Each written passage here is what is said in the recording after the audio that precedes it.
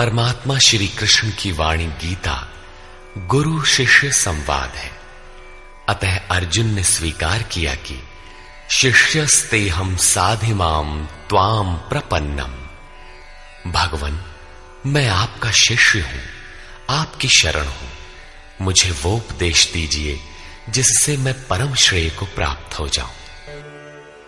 अमृतंश बहनों तथा भाइयों, जिन महापुरुष ने समस्त वेदों का संकलन किया, वेदांत शास्त्र का प्रवर्तन किया, महाभारत तथा भागवत जिनकी कृतियां हैं, उन्होंने शास्त्रों के रूप में किसी ग्रंथ को मान्यता दी तो वो है भगवान श्री कृष्णोक्त गीता।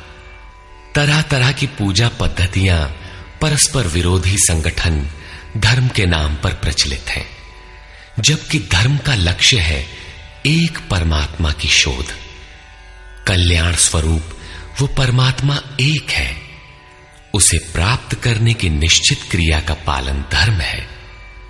जब परमात्मा एक है, उसे प्राप्त करने की क्रिया एक है, तो बहुत से पंथ क्यों? धर्म के सरल स्वरूप और उसकी प्राप्ति हेतु निर्धारित क्रिया का क्रमबद्ध तथा पूर्ण विवरण योगेश्वर श्री कृष्णोक्त गीता है।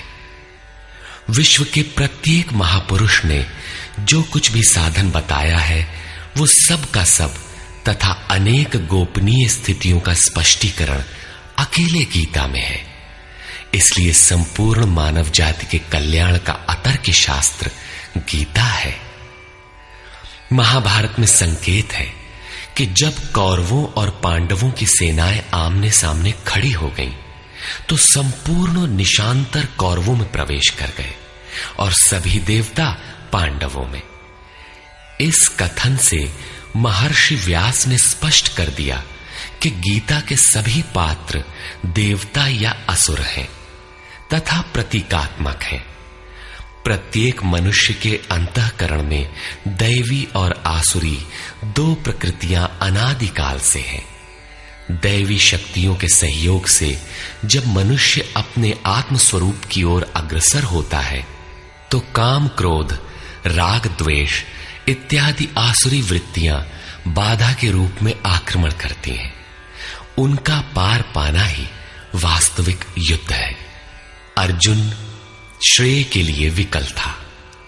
उसकी दृष्टि में श्रेय का उपाय था कुल धर्म, पिंडोदक क्रिया, वर्ण संकर से बचाव, कुल क्षय से बचने के लिए युद्ध न करना इत्यादि।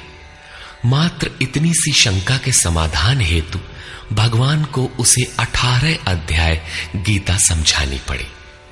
अंत में पूछा कि क्या तेरा मोह नष्ट हुआ? अर्जुन ने स्वीकार किया कि भगवन, मेरा मोह नष्ट हो गया और अब मैं वैसा ही करूंगा जैसा भगवान ने उपदेश दिया है। वस्तुतः ये केवल अर्जुन की शंका नहीं थी, बल्कि मानव मात्र की शंका है कि श्रेय क्या है, उसे कैसे प्राप्त करें।